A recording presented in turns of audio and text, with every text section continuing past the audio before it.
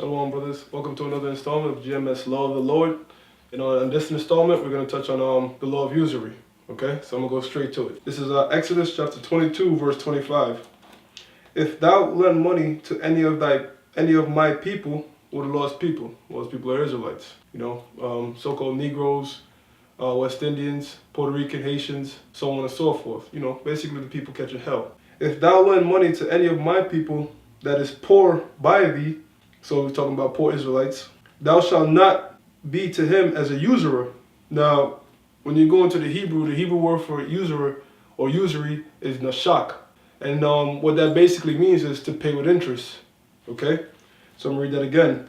Thou shalt not be to him as a usurer, neither thou shalt lay upon him usury. Right, so you're not supposed to, for example, you lend a brother $5. Hey, Yak, you know what? When you come back, man, I'm gonna need $7 because I held you down. No, that's totally off. The elders get into all the time about guys in the old school that was selling $300 garments, $400 garments, $100 boots, and stuff that weren't really worth that much. Now it's different. Like I'll give you an example. We have a brother's office where he makes our garments for us. He needs money for that material. Now, if the Spirit get on the brother to say, you know what, out of goodness of my heart, I want to give a little extra to the brother. There's nothing wrong with that, all right?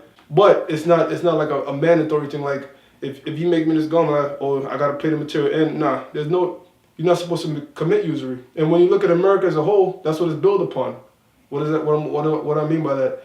If you need anything in this society, like a house or whatever, they'll tell you need to build your credit. And credit is basically usury. It's basically interest. Like you get a car, you can't get it unless your credit score is high. Because Esau wants to know that, listen, you're someone that is accustomed with credit. You're used to borrowing and paying it back. Now, when you get a car, it might be $20,000. But with the interest rate, when you calculate it out, it might be $12,000. That's all wickedness.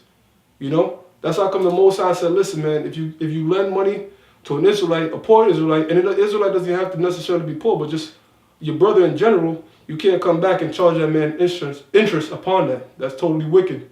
All right? So with that, I hope you brothers were informed. I hope you brothers will learn. Lord willing, we're going to bring more laws to you through the Spirit. And with that, all praises to Yahweh Hashem Yahushai. Double honors to the elders. Shalom.